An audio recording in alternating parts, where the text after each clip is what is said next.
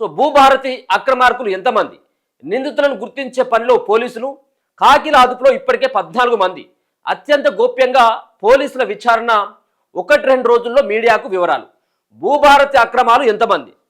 ధరణిలోనేమో ఆ అక్రమాలు, ధరణి అడ్డం పెట్టుకొని అక్కడ ఎవరికి కూడా లాగిన్స్ ఇవ్వకుండా, కలెక్టర్లు కూడా లాగిన్ లేదు అప్పుడు ధరణి ఉన్నప్పుడు. నేరుగా ఇక్కడ ఉన్నటువంటి ముఖ్యమంత్రి కార్యాలయమే కేసీఆర్ పీరియడ్లో దాదాపుగా 25 లక్షల ఎకరాల నుంచి 30 లక్షల ఎకరాలని కొల్లగొట్టేసింది 10-12 సంవత్సరాలలో.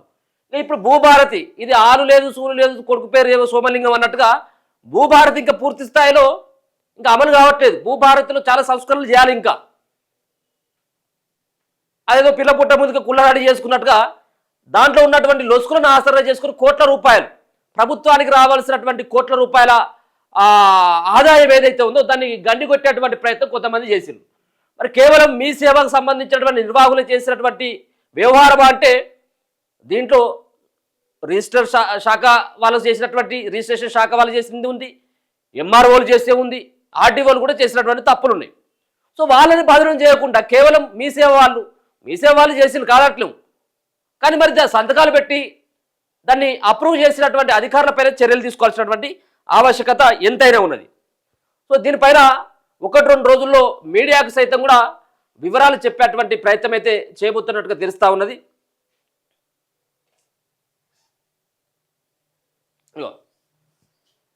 భూభారతి పోర్టల్ ఆధారంగా జరిగిన అక్రమాల తీగలాగుతున్నారు. ఈ కుంభకోణంలో ఎవరెవరు ఉన్నారన్న దానిపై ఆధారాలు సేకరిస్తున్నారు. యాదగిరిగుట్టకు చెందిన ప్రధాన సూత్రధారిని అదుపులోకి తీసుకున్న పోలీసులు అతను చెప్పిన వివరాలు ఆధారంగా ఒక్కొక్కరిని అరెస్టు చేస్తున్నారు. కుంభకోణం ఈ నెల 8న వెలుగులోకి రాగా అంతకు ముందు రోజే పోలీసులు ప్రధాన సూత్రధారితో పాటు మరో 2 అదుపులోకి తీసుకున్నారు. వారి ద్వారా ఇందులో భాగస్వాములైన మీ సేవ ఇంటర్నెట్ కేంద్రాల నిర్వహణ వివరాలు సేకరించే పనిలో ఉన్నాడు. 20 మందికి పైగా విచారించి కీలకంగా ఉన్న 14 మందిని అదుపులోకి తీసుకుని ప్రశ్నిస్తున్నట్లు తెలుస్తుంది. జనగామకు చెందిన 8 మంది, యాదాద్రి జిల్లాకు చెందిన 2, కొడగండ్లకు చెందిన 2, నర్మేటకు చెందిన 2 ప్రస్తుతం పోలీసుల అదుపులో ఉన్నట్లు సమాచారం. జనగామ ఏసీపీ నేతృత్వంలో విచారణ జరుగుతున్నట్లు తెలిసింది.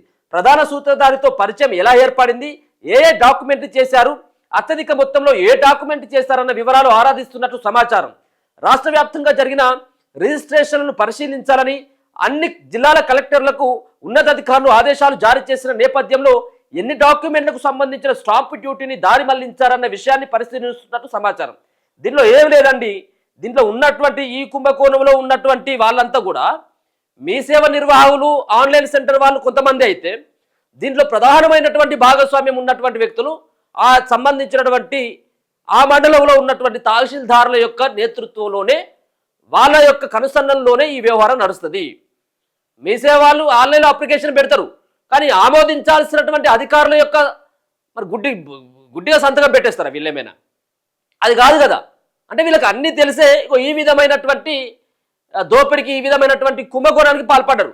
ఎంఆర్ఓలకు, ఆర్టీఓలకు, అక్కడ ఉన్నటువంటి ఆ రిజిస్టర్ చేసేటువంటి అధికారులకు తెలియకుండా ఈ వ్యవహారం అసలు జరగదు.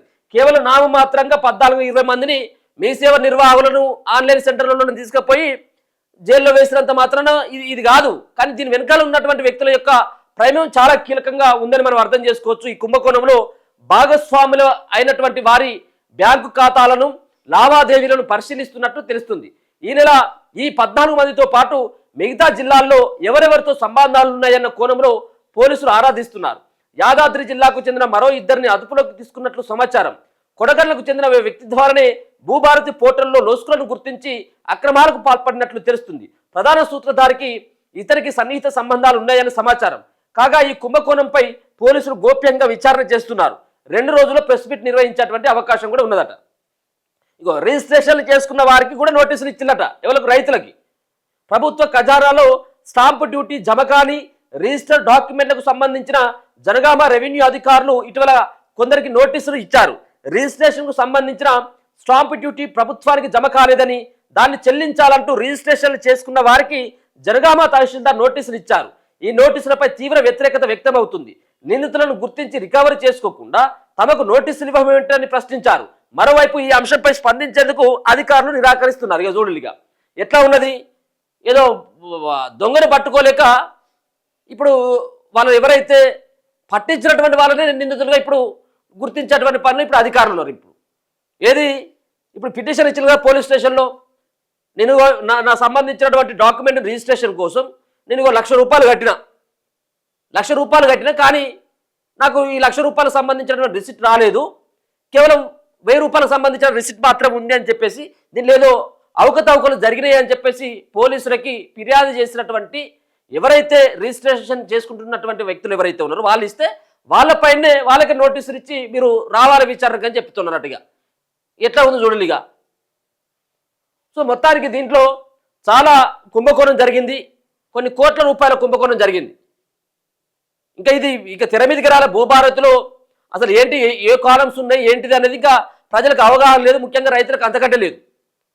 కానీ దీంట్లో ఉన్నటువంటి లొసుకులని దొంగలు గుర్తుపట్టిలు. కానీ ఈ భూభారతి క్రియేట్ చేసినటువంటి ప్రభుత్వం కానీ ఆ సాఫ్ట్వేర్ కానీ కనీసం వాళ్ళకు కూడా అవగాహన లేకపోవడం విచిత్రంగా కనిపిస్తుంది.